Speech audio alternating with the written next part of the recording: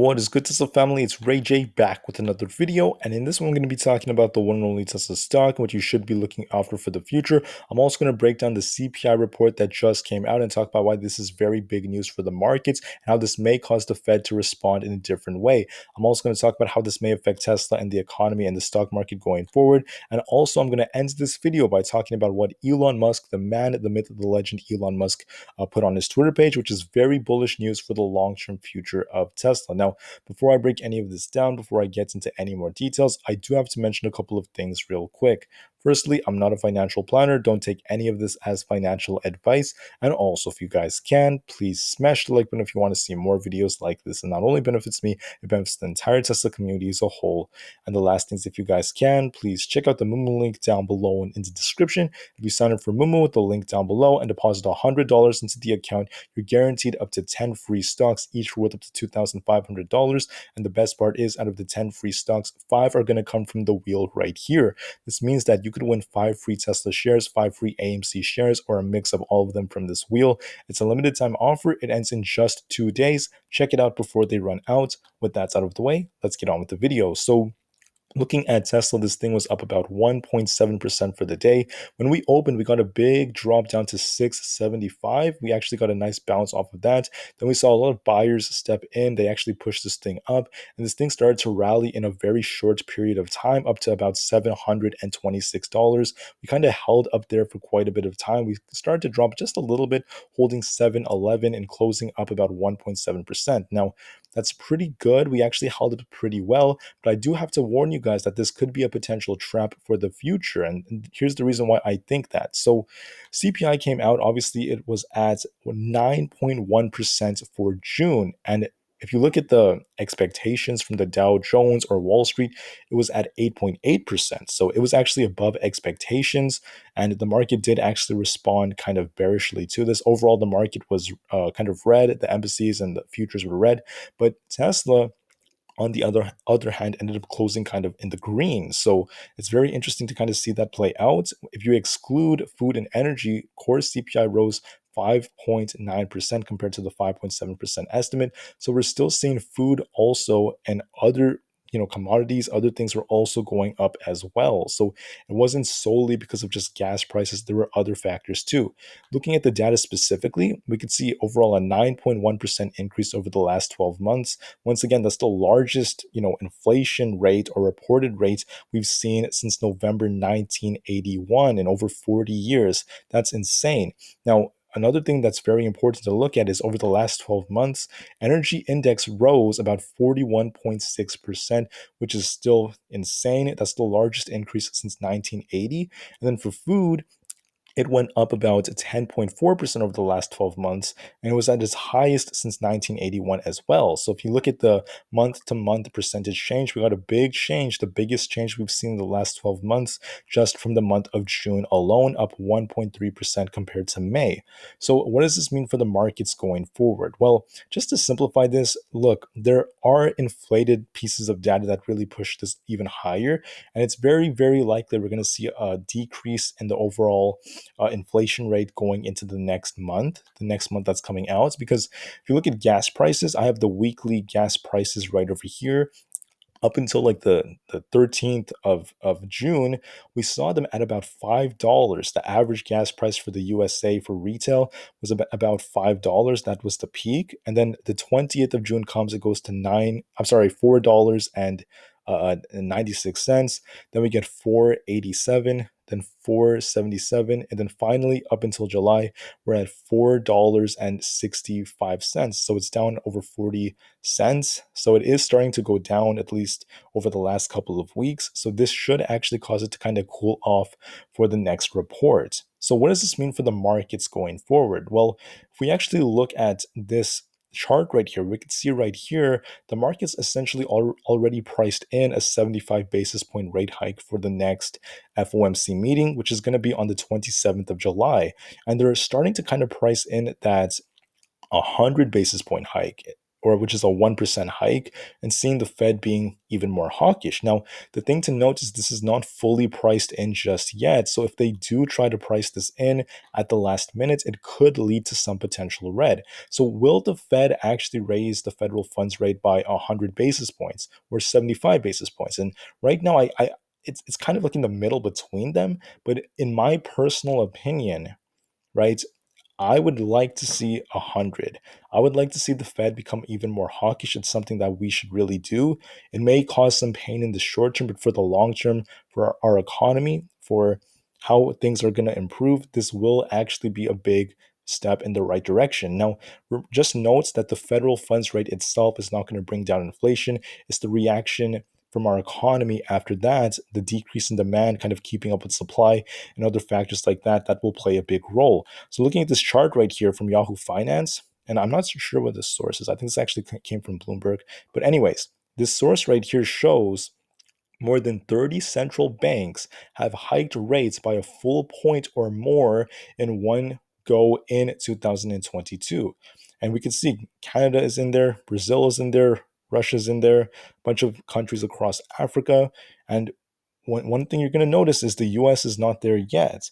The US has not raised the federal funds rate by 100 basis points yet. And I personally think, like I told you guys, in my opinion, 100 basis points would be more beneficial, but I can't guarantee that's what's going to happen. If Jerome Powell does do that, it will likely lead to a little bit more red for the markets. Most of it is kind of priced in as of right now, considering that the market is still pretty down compared to where our all-time high was. And also, we're not insanely far from the bottom right now, but like I said before, there could be more red if we do see a more hawkish Fed.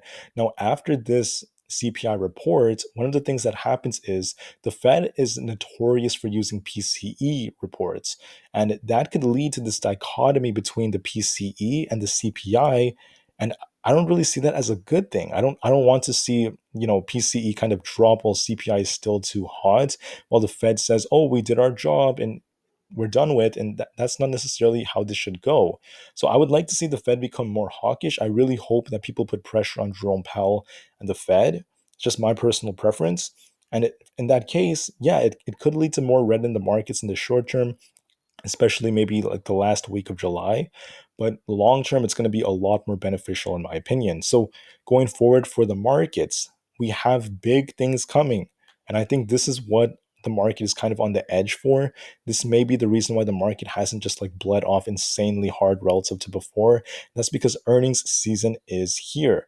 Between now and I believe the end of July, we have like 70% of all S&P 500 companies reporting earnings.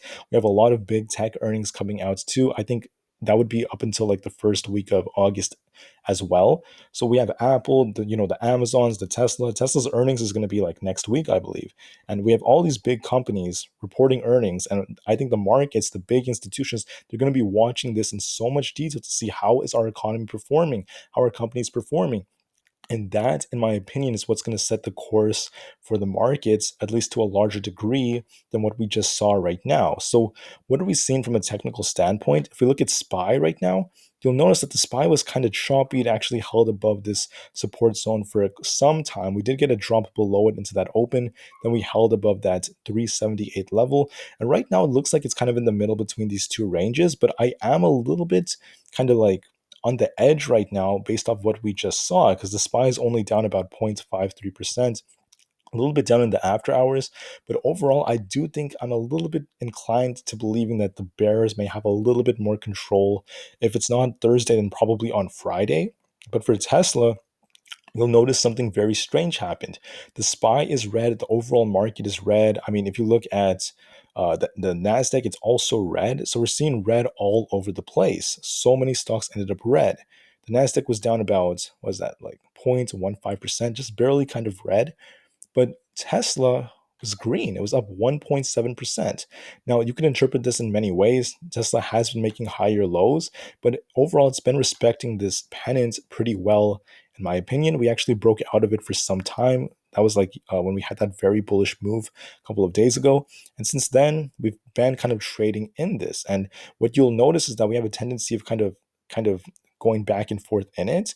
And it does look like we might start to drop a little bit if we interpret it that way. Now, what else is interesting is if you zoom into the chart, let me use the 5 minute candles to show you this. This kind of looks like a bull trap, if you ask me. It almost looks like it. It's just a little bit hard for me to confirm that because it depends on the market. The market can be very unpredictable sometimes. Sometimes we get these big spikes in volume, and out of nowhere, we get these big pushes when you least expect it. I personally thought the market would be a little bit more bearish based off this news. But what's happening is the markets are realizing that, wait a minute, yeah, we know CPI is high, but gas prices are starting to go down, right? Inflation may be actually going down right now. So we may have already seen the peak and we may actually start to see it go down quicker than some people would anticipate. So if that's the case, that would be amazing for the markets. It means the markets could actually start to recover maybe closer to like Q4 of this year. That's when we could see the market start to like really, really rally. It's very possible if we see inflation drop that hard. Now, right now, there are some indications of that. We may have already seen the peak in June, and that could be a good sign. But as of right now, when you see things like that happening, and we see the risk of the Fed becoming more hawkish and a lot of these earnings maybe not being so great after everything that went down during Q2, especially the lockdowns in China and so on and so forth, to me personally, I wouldn't be partying just yet. I would be very optimistic. I'd be cautiously optimistic, excuse me. I'd be very cautious when it comes to these moves. But for Tesla, like I said, from a technical standpoint, it does look a little bit bearish in my opinion. And I mean, I could be wrong. If we see massive, massive volume pushing it up, it could push up a bit. But I do think that it's likely that either on Thursday or Friday, we see a bit of a red day. And just to draw this out for you, let me just show you what this may end up looking like. Let me zoom out and use the 1 minute candles, kind of like this. What you'll notice is that we are showing some really, really nice moves to the upside. I mean, Tesla pushed up pretty hard. Very good to see that. A key zone to look out for is 700. I'd like to see how that performs. Into open, the market could actually get a nice push up. I mean, it could really go either way, but if we do get a push up, look out for that 725 to 730 level. Now, if we could break 730, we have a lot of resistance at 740 to 750. Now, do I think we're going to do that from a technical standpoint based off the news and everything going on?